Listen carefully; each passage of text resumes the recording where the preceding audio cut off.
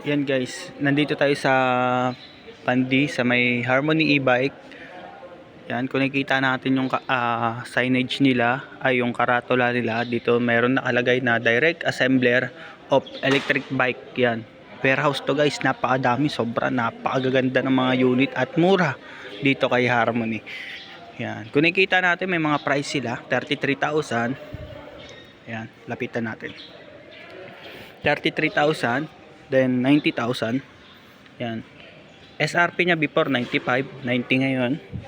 45 ang SRP niya before, now 33. Yan. Lahat yan negotiable pa. It means pwede pa natin tawaran yan guys. Kapag nag-walk-in kayo dito, tapos meron kayo may present na senior ID, less ng 1K yon. Then pag pinick up nyo ang unit, less ng 1K. Yan. Yan guys, napakadami dito. Ano? Napakadami ng mga unit dito kay Harmony.